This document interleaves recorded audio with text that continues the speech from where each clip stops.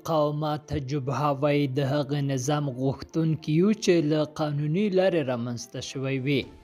د نیوز پریس چینل لیدونکو ستړي مشئ په موکړې تازه او مهم خبر ته. د مقاومت جبهې د یوې اعلامیې په ورکولو ویلي چې دوی د هغه نظام غوښتونکي دي چې د خلکو ارادې له قانوني لارې جوړ شوی وي. د یادې جبهې مشر احمد مسعود ویلي چې په افغانستان کې د رښتیني ټولګډون حکومت د جوړېدو غوښتونکی دی.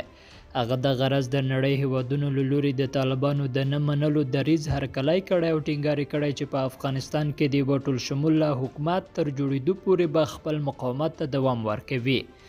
د نوموړي په باور د خلکو مدني حرکتونه د دې لامل شول چې نړۍ طالبان په رسمیت ونه پیژني او د هیواد په تاریخ او کورنیو او بهرنیو اړیکو کې یو نوی باب پرانیست. هغه د غرض د نړۍ له هیوادونو بیا ځلې وغوښتل چې د ناوړه بشري وضعیت د انساني حقوقو د ساتنې او د ترهګرۍ جنایتونو د پای ته رسیدو په موخه لاس په کار شي او اړین اقدامات وکړي. د مقاومت جبهه هغه حرکت دی چې په افغانستان کې د طالبانو تر واکمنېدو وروسته د احمد مسعود لخوا جوړه شوه او لا هم د پنجشیر په لیرې پرتو سیمو کې خپل جنګیالي لري. لیدونکو له غوږ نیونې مننه ښې چاره.